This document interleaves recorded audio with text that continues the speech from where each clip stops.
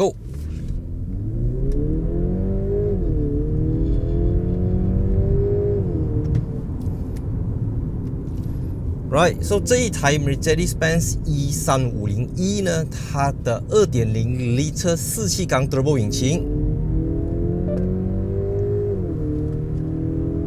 加入电动马达和锂离子电池之后，它综合动力来到313个 PS， 跟550 Nm， 0到100 6.4秒，也就是跟 EQE 350 Plus 那一个单马达后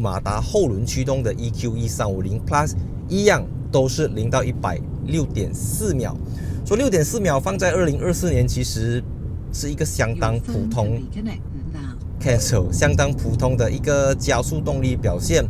那关于 Mercedes-Benz 的这个 EQE 350e 呢，其实我在上一次试驾C350e 的时候，我已经有体验到这样子的感觉。因为整体来讲，他们的这个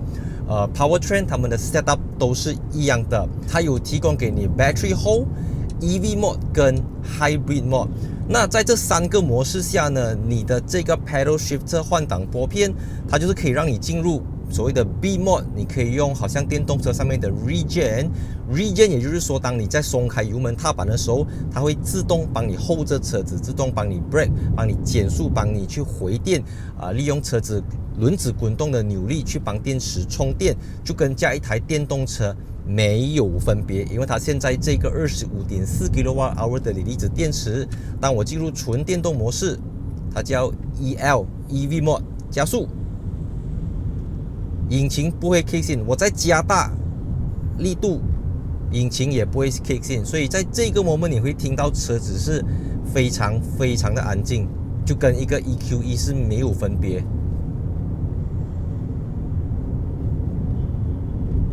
当然，这个是作为第6代的 W214 E-Class， 我觉得它在抑制路面震动跟引擎 vibration 这方面是比上一代的 E-Class 进步了很多，至少我觉得是10到20% 的那一种进步。再加上 Mercedes-Benz Malaysia 为 E350e 采用的是 Acoustic Glass 双层玻璃 Laminated Glass， 这个东西在 E200 身上是没有的。但只是美中不足的就是这个 E350e 它并没有 Rear Axle Steering 后轴转向或者后轮转向系统，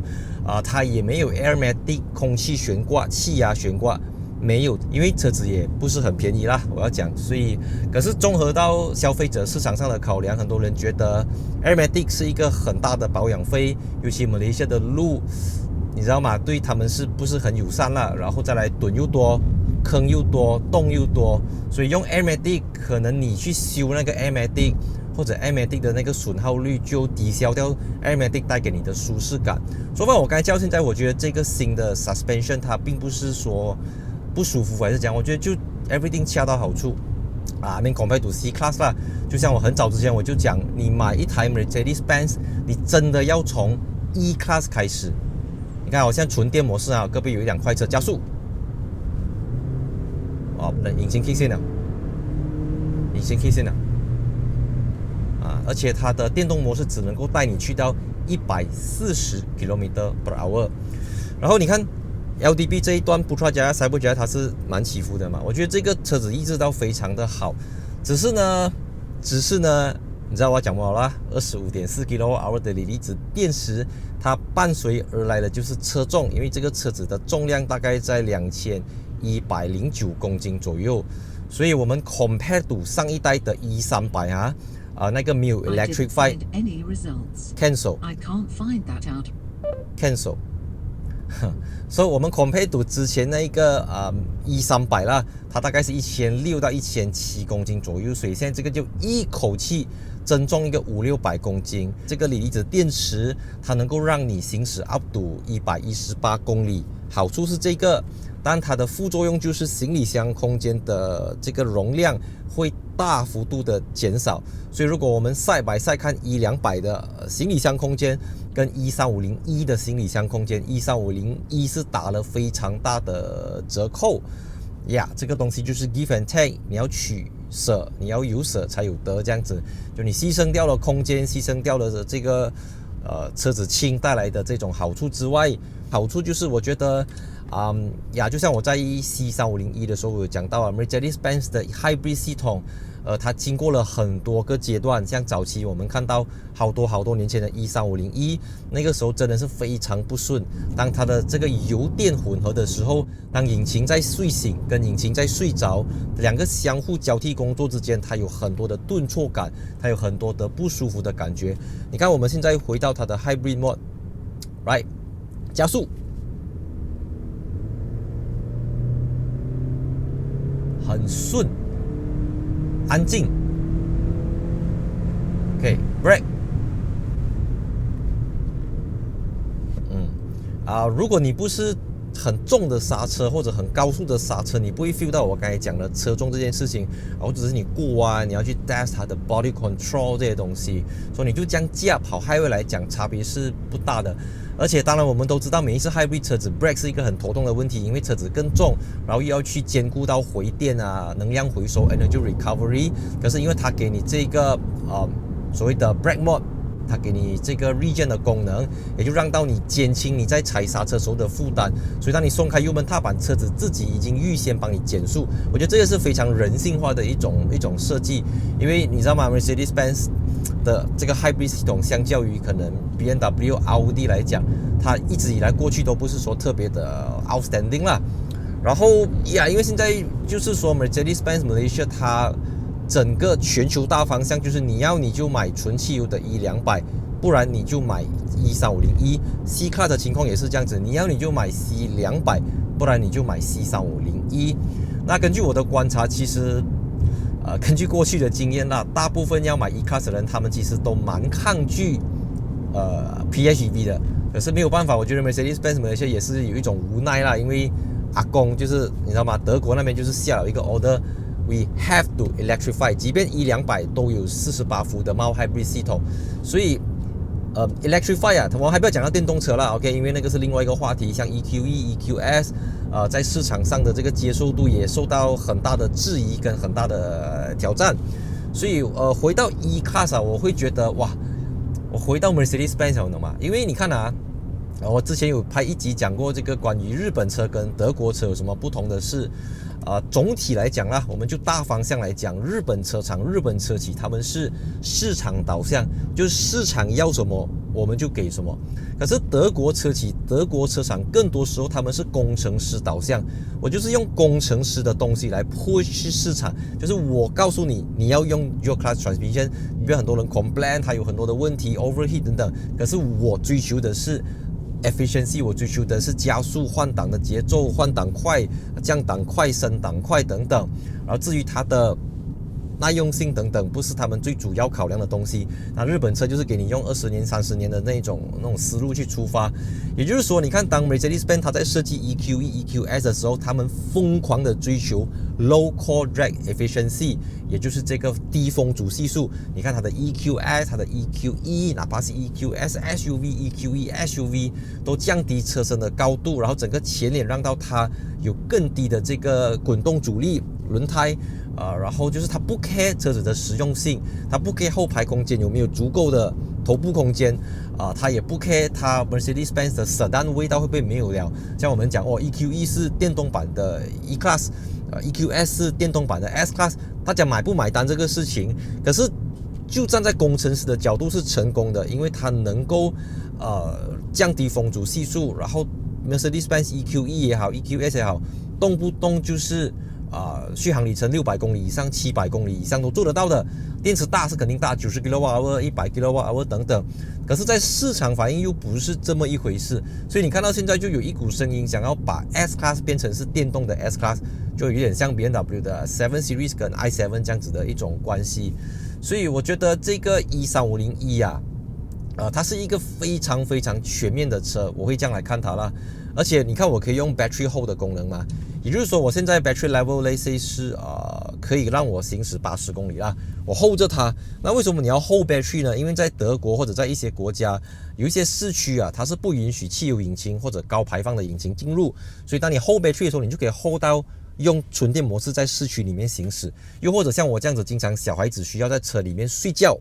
，right？ 然后如果你开着引擎引擎会排放废气，会制造震动，对环境也不好，对车里面的人也不好，因为会有一些废气传到车厢里面，或多或少。可是当你 hold 着 battery 过后呢，你就能够享受到100%电动车的这种优点，就是小孩子可以在车里面睡觉然后你可以在车里面看 YouTube， 在车里面做各种事情，办公，开 laptop 做工，车子引擎都不会启动，exhaust pipe 都不会排放废气。站在我这个角度啦，站在我这个思路，我觉得它是一台 perfect， 它是一台完美的 PHEV， 因为你充满过后一般以前我们讲 PHEV 就是充电速度慢你知道吗？早期那种可能才 3.5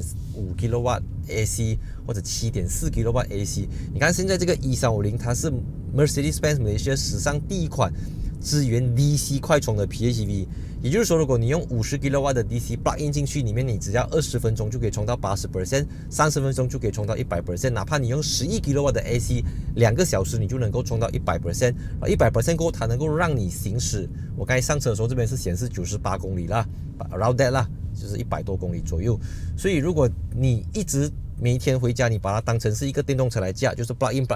你根本都不用打油，1个月打一次油，或者1个半月打一次油都可以。我觉得这个E350E是一个，你看很 smooth， 起步加速，然后整个 weight balance 很好驾的车，要力有力，要舒服有舒服。所以我还是一样非常喜欢这个 E-Class， 只是很纠结的是，我相信很多人都希望 Mercedes-Benz Malaysia 追出 E300可能可以更便宜或者什么这样子啦。那这个关于 E350E 的试驾就大概是这样子，主要是给大家分享。我觉得这台车子它基本上就是一个更加好开、更加舒服、更加大气设备更加齐全、更加满的一个 C350E。So cornering wise， 我不是很建议你去激烈的驾驶啦，因为你需要用更长的时间来去适应，你需要用更长的时间来去找到操控这个 E-Class。 你可以很激烈的驾驶，你可以甚至有一点鲁莽的驾驶，不过看到吗？然后它虽然是 AMG line 啦，不过这个 suspension 它不够 AMG 所以这个底盘还是一个，你看我会怕，可以啦。而且它这个是 Michelin E Primacy就 E Primacy 它不是 Pilot Sport EV 嘛，所以它还是以降低滚动阻力、降低噪音你可以看到了。然后这个也只是一个包覆感还可以啦，不是说那种 AMG 的 Sport Seat 把你整个人牢牢固定在一起。这个 AMG Line 它更多只是 cosmetic 外观造型上的东西。OK， 所以喜欢我的影片记得分享、按赞、订阅 ，follow 我的 Instagram account， like 一下 Facebook page，and see you in my next video。有什么东西我们在留言区讨论。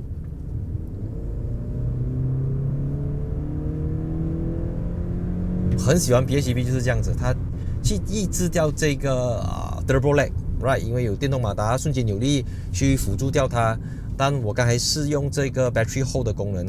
就是当 battery hold 的时候，它就会交由引擎嘛，引擎是大概204个 PS， 330个 Nm，good enough， 不会 under power， 也是一样很有力，而且引擎的这个 9 speed automatic gearbox， 你跑高速的时候 RPM 非常的低，所以在 individual 里面你可以去调整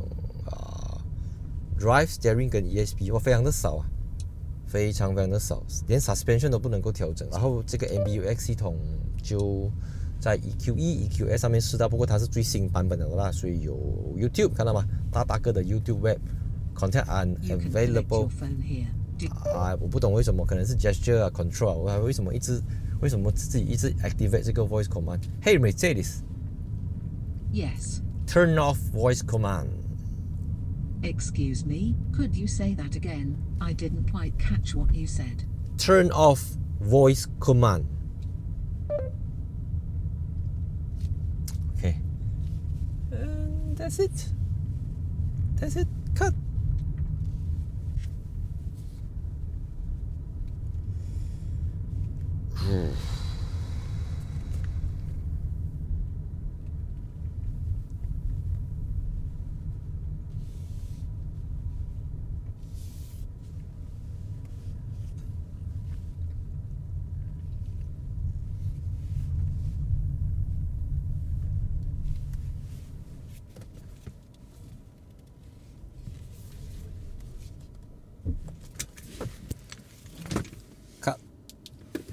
Action。